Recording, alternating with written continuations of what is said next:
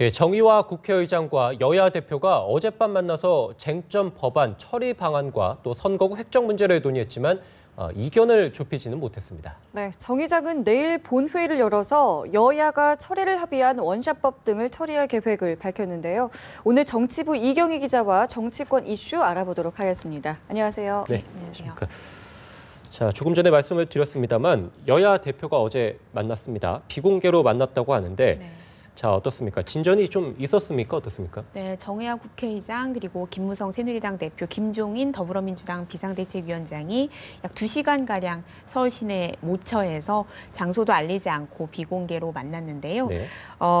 이날이 이제 여야 대표가 김종인 위원장 체제가 들어선 뒤에 처음으로 만나는 상견례 자리였습니다. 그렇다 보니까 뭐 서로의 입장 차이, 어떤 지금 현재 쟁점 법안과 선거구 획정에 대한 서로의 좀 생각이 어떤지 좀 알아보는 탐색하는 자리 정도였다라고 볼 수 있겠고요. 특별히 뭐 협상이 진전된 상황은 나오지 않았습니다. 정의화 의장은 여야가 합의한 원샷법 처리 또 선거구 획정 합의를 서둘러달라고 거듭 요청을 했고요. 김무성 대표는 북한 인권법과 테러방지법 처리가 시급하다면서 김종인 위원장에게 협조를 구한 것으로 전해지고 있습니다. 하지만 사실 지난 금요일에 여야가 합의했던 본회의가 무산이 되면서 사실 두 양측의 관계가 지금 좋지 않은 상황이거든요.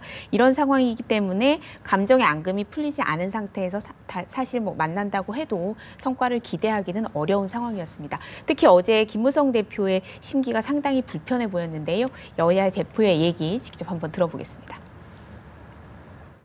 경제나 살려보겠다 이렇게 하소연하는데 그걸 갖다 들어주지 않는다는 것은 이것은 네, 저희도 참 기가 막혀서 할 말이 없고 이제 뭐 선거에서 국민들에게 이것을 가지고 이슈화해서 뭐 심판받는 그것밖에 다른 방법이 있습니다. 노동개혁법은 지금 뭐 이 협상이 아직 진행 중에 있고 아직 끝나지 않은 걸로 알고 있습니다.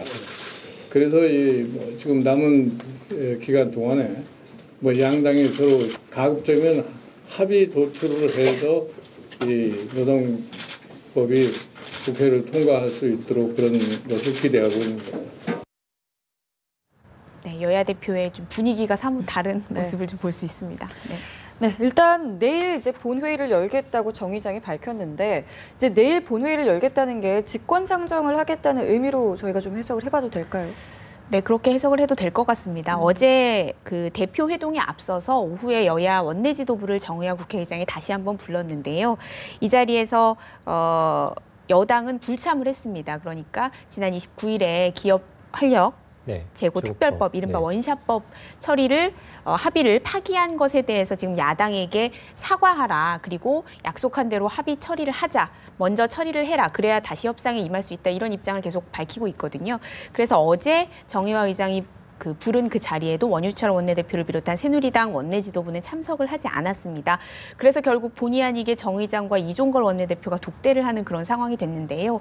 이 자리에서 정 의장은 새누리당과 의사 일정을 빨리 합의해라 이렇게 촉구를 하면서 합의에 이르지 못한다면 내일이죠. 4일에 본회의를 열겠다. 그리고 원샷법, 이미 상임위와 법사위를 다 통과한 원샷법과 무쟁점 법안들을 처리하겠다. 이렇게 얘기를 해서 사실상 직권상정 의지를 밝혔다고 해석이 되고 있습니다. 다만 함께 처리를 약속을 했던 북한 인권법 같은 경우는 아직 상임위에서 법안 문구 조정 이런 게 끝나지 않았기 때문에 이견이 아직 좁혀지지 않았기 때문에 상임위 처리가 안 되고 있어서 직권상정 대상이 아니다. 이렇게 확실히 선을 그었습니다. 이에 따라서 여당은 내일 본회의를 대비해서 총동원령을 내린 상태고요. 야당은 현재 합의 없이는 본회의에 들어가지 않겠다 이렇게 얘기하고 있어서 보이콧 가능성이 점쳐지고 있어서 내일 상황을 좀 봐야 될 것 같은데요. 여기서 이제 변수로 등장한 게 어제 창당을 한 국민의당입니다. 국민의당 같은 경우는 중도 성향의 지지층을 좀 타겟으로 하고 있기 때문에 어떻게 보면 새누리당하고도 좀 경제 활성화 법안 같은 경우에는 궤를 같이 하는 부분이 있거든요. 원샷법 같은 경우에도 처리를 해야 한다는 데는 동의를 하지만 직권상정에는 좀 회의적인 반응을 보이고 있어서 내일 과연 이 국민의당이 창당 이후 첫 본회의에서 어떤 선택을 할 것인가 여기에도 좀 관심이 쏠리고 있습니다. 예, 지금 야당에서 보이콧 가능성도 좀 언급을 해주셨는데 결국에는 야당은 선거구 획정하고 함께 처리해야 된다. 이것을 네. 계속 굽히지 않고 있지 않습니까? 네네. 자, 어떻습니까? 총선이 연기되는 것 아니냐. 예전에 안철수 대표가 한번 얘기하기도 했습니다만 네네. 이 총선이 연기되는 것 아닌가. 이런 얘기가 나올 것도 같습니다. 네, 그 정 의장은 어제 그 본회의 얘기를 하면서 선거구 획정 데드라인도 제시를 했습니다.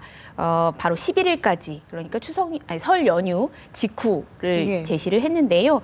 이때까지 여야가 획정안을 마련하지 못하면 12일에는 정 의장이 또 직권으로 어떤 안을 마련해서 제시를 하겠다, 이렇게 얘기를 했습니다. 지금 일단 큰 틀에서 여야가 지역구 253석, 비례대표 47석까지는 합의를 한 상태이기 때문에 아마 이를 기반으로 한 어떤 안이 나오지 않을까 싶은데요. 12일을 꼭 집어서 제시를 한 것은 오늘 23일이 재외동포 선거 명부 확정일이기 때문입니다. 네. 그러니까 이제 선거인 명부를 본격적으로 그러네요. 확정하는 작업이 시작이 되기 때문에 준비 기간을 고려하면 12일까지는 선거구 획정안이 마련이 돼야 된다, 이렇게 정 의장은 보고 있는 건데요. 아마 정 의장은 이 시기를 넘기면 진짜로 총선 연기 이 가능성이 거론될 수 있다, 이렇게 좀 심각한 위기가 올 수 있다, 이렇게 보고 있는 것 같습니다. 그렇기 때문에 설 연휴 직후에 정 의장은 또 한 번 여야 대표를 만나서 합의를 다시 한번 종용할 것으로 보입니다. 예. 자, 그리고 아까 잠시 좀 언급을 해주셨습니다만 어제 안철수 의원이 추진하는 국민의당 창당을 선언했습니다. 참 빠르게 진행이 되고 있다는 생각이 드네요. 네. 어제 대전에서 창당대회를 열고 본격적으로 출범을 했는데요. 말씀하신 대로 안철수 의원이 지난해 12월 13일에 더불어민주당을 탈당하고 독자 세력화를 선언했으니까 50일 조금 지나서 네. 51일 만에 당이 만들어졌습니다. 안철수 의원 또 천정배 의원을 공동대표로 선출을 했고요. 주승용 원내대표, 또 박주선 의원, 김성식 전 의원을 비롯해서 4명을 최고위원으로 선출하면서 지도부도 꾸려졌습니다. 두 대표는 이번 총선을 통해서 제3당으로서 확고한 입지를 구축하겠다, 이렇게 의지를 밝혔는데요. 직접 한번 들어보시겠습니다. 저는 국민의당에 이번 선거에 제 모든 것을 걸겠습니다. 저는 오늘 이 자리에서 누구도 가보지 못한 정치 혁명의 길을 시작합니다. 누가 더 총선 승리의 적임자인가? 누가 더 정권 교체를 이룰 수 있는 적임자인가? 반성과 혁신, 정책과 인물, 그리고 정치력으로 경쟁합시다. 예, 지금 양 공동대표의 지금 기자회견은 아니죠. 네, 어제 수락 있었던, 연설이었죠. 네, 연설을 보셨는데 네. 자, 어떻습니까? 상당히 강한 어조로 얘기를 했었는데 네, 두 이 더불어민주당의 반응이 좀 궁금합니다. 네네. 두 대표 오늘 본격적으로 이제 현충원 참배, 또 전통시장 방문으로 첫 일정을 시작을 하는데요.